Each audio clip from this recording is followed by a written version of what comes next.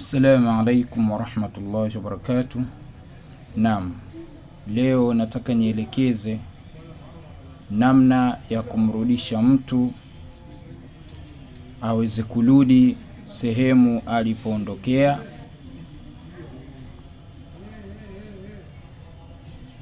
lakini pia kumrudisha mpenzi, iwe ni mke, mume, aweze kurudi katika nyumba yake au aweze kurudi katika familia yake. Cha kufanya, utasoma aya hii. Anasema idha aradta an tahdhura shakhsan faqra'u hadhihi al-aya sab'a marrat.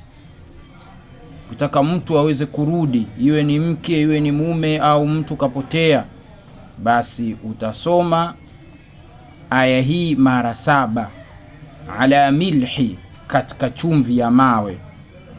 Utachukua chumvi ya mawe, utaisomea aya hii mara 7.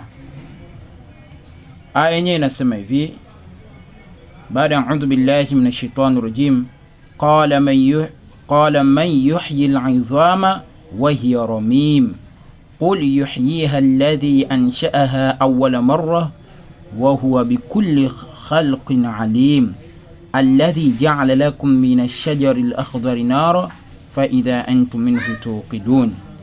Utasoma aya hii katika chumvi ya mawe mara 7.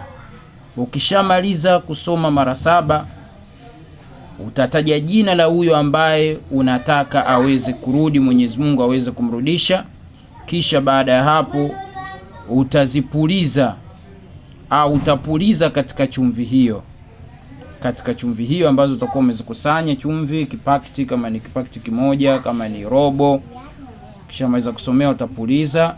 Kisha baada ya hapo utaweka katika moto mkali, itakuwa inatatarika hivyo. Utakuwa unafanya hivyo kwa uwezo wa Mwenyezi Mungu, basi huyo ambaye unamhitaji ataweza kurejea. Wallahu a'lam.